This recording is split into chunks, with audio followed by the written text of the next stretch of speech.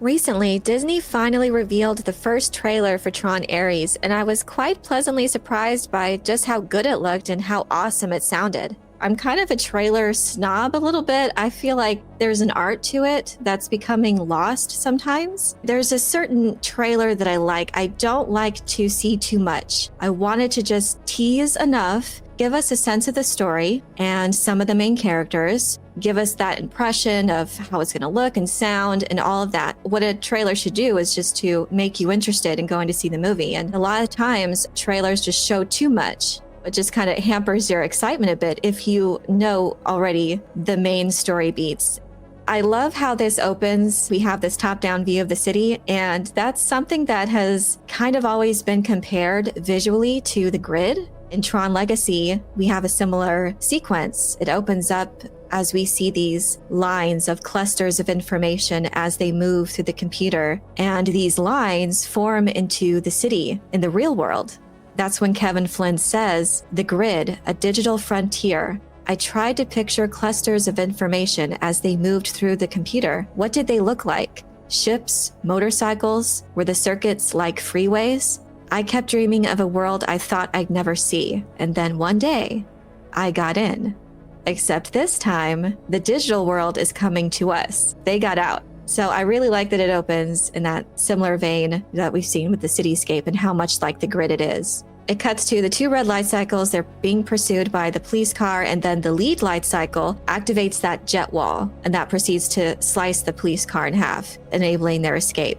The next shot I thought was really interesting when I first watched it because it cuts to the person inside their helmet and it just shows their eyes. And there's also that white light from inside his helmet. I think later on in the trailer, it is confirmed that it is not Jared Leto. And I think who it is Evan Peters' character, which we know has been confirmed as Julian Dillinger. So he is a Dillinger. If y'all are unaware, Evan Peters, who is seen several times throughout this trailer, is playing Julian Dillinger. And we don't know, though, how he's related to Edward Dillinger. But we do know that he is a Dillinger and he has his own grid, because that's a detail that came out of D23. So the trailer continues, and the occupants of these light cycles, presumably Dillinger and Jared Leto's Ares, they flee the city. They're seen going up into the mountains, this foresty area, so they fled the cityscape. My theory is that they're going to see Sam Flynn and Cora. Why would they be leaving the city if Encom and all of their other companies are there? What would propel them to leave that unless they need to if they're seeking something? So he's saying that I'm looking for something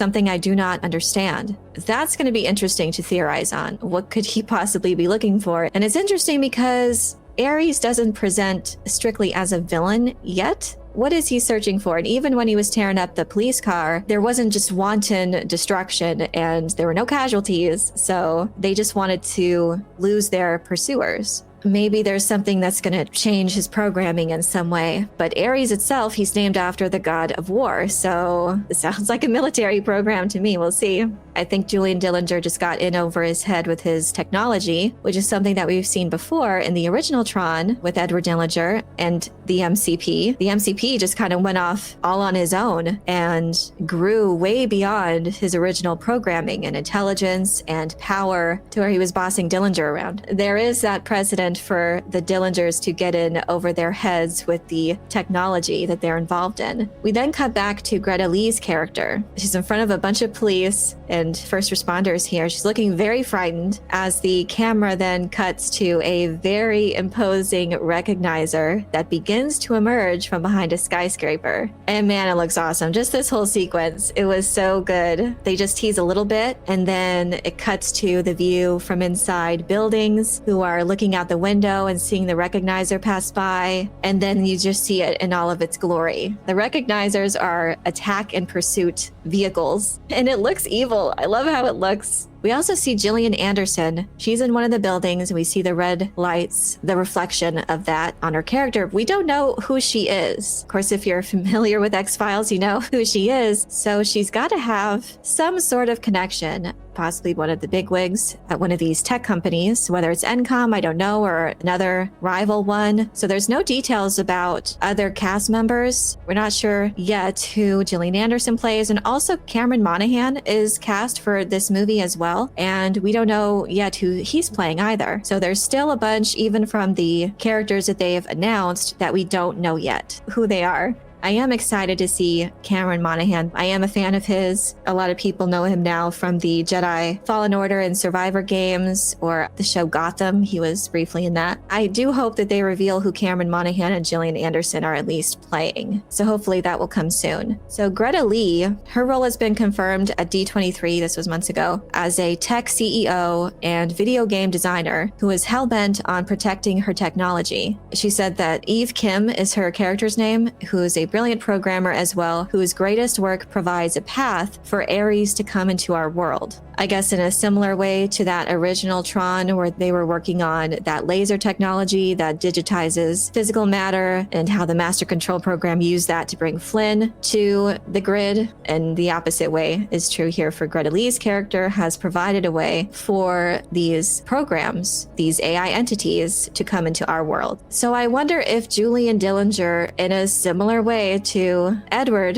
Dillinger, has stolen her technology for his own means. There's precedent for that for the Dillingers. That would make sense, but maybe things just got in over his head and he didn't realize what it really meant for these AI beings to come to our world. Then the next cut, we clearly see a grid some fans have been concerned with if it's just going to be solely set within our world, because I agree that would not be very interesting. This is the world that fascinates us and we love about this IP, is the digital space, the world of the grid. This did confirm we actually will see the grid, and I think we're going to see actually multiple grids. That is my theory. But this grid, full on drenched in red, I think is Julian Dillinger's grid, his system. And we see this vehicle similar to a light cycle, and it has this red smoke trail as they're fleeing or they're driving away. And we see two people here again, and one of them is clad in white.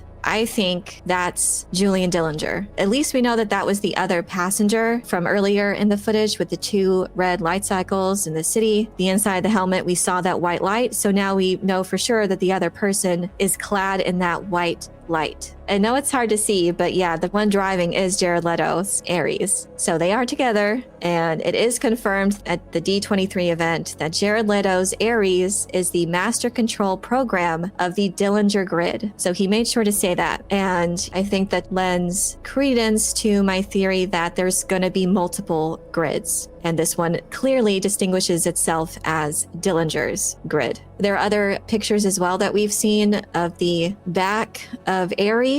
His identity disc has the word Dillinger on it. So that also has confirmed what Leto has said about his character. So then we see later several flying vehicles. They don't look like the light fighters. They got their jet walls out, and then we see the portal beam. So we'll recognize that from Tron Legacy, and in Tron it was the input-output tower, but I think it's called the portal in Tron Legacy.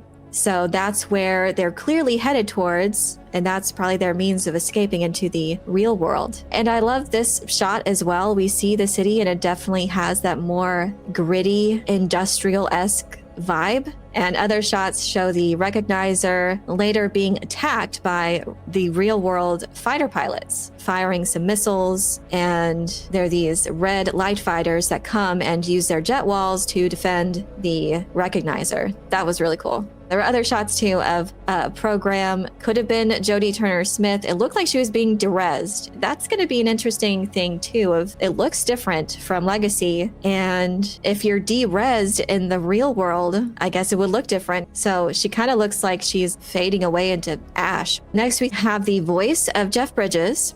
That's going to be something we can theorize over too. I definitely think he's returned as some form of digital entity, and he says, ready? And then we see presumably Ares being created. And this red program materializes, and it quickly cuts to Jared Leto's Ares awakening. It shows his eye opening, and you hear this gasp or intake of breath. And then Flynn continues and he says, "'Cause there's no going back." And then Ares is shown and he's got like this blue light shining on his face. And he seems to be wearing, I guess it's that same uniform or that same armor, but it definitely looks like it's been beat up a bit. So he's been through the ringer and been through some sort of battle. It looks very weather beaten and damaged, and the lights are flickering. So I think he's already been through some sort of confrontation there. Next, we cut to the recognizer under attack. So there were some hits that were landed, and Greta Lee is looking up, and all these red light fighters are leaving these red light ribbons in the sky. It literally looks like the digital grid is coming to our world, and I think that's a cool way to do that, this overlay with these lights. That was really cool. And the tagline for the film that was shown in pieces is, "This October, worlds will collide, October 10th, 2025. The visuals and the music that goes along with this, it was just absolute fire.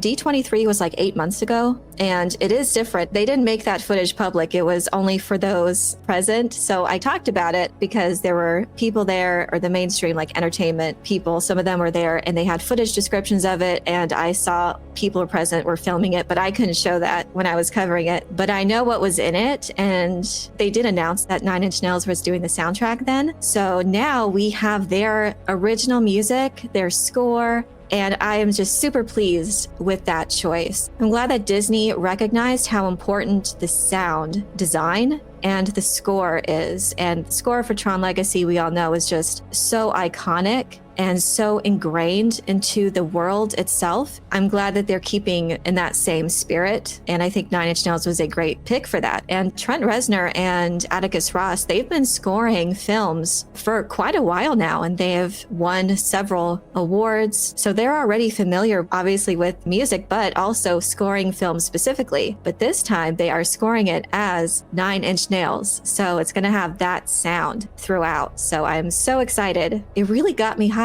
in that similar way that Tron Legacy sucks you in and immerses you into the story with the music. It is so part of the atmosphere, fully ingrained into the story itself. So I'm really glad that they know how important that was. And I think the director, Joachim Roning, he said specifically he wanted a more industrial sound this time. And I think from the teaser we just got here that it's going to strike a slightly different tone, because the story is going to be different. Just from the music and the visuals that accompany it, I'm just so excited on that front to see and hear more. Very well put together trailer, just enough. And obviously it does tease the return of Jeff Bridges, but there's also other returning characters that we're hoping to see, and I'm hoping that those will be some nice surprises. But I'm curious to know how you feel about the first trailer for Tron Ares. Do you have any theories about the story or particular points of excitement or concern? Let me know your thoughts in the comment section below. I hope you enjoyed this video. Leave a like if you did, and be sure to subscribe for more sci-fi and fantasy news, theories, and lore. And if you're looking for other ways to support the channel, you can leave a super thanks or join as a YouTube member for early access to new videos and other perks. You can also check out my Patreon page for exclusive content. Thank you all so much for your support, and as always, have a very nerdy day.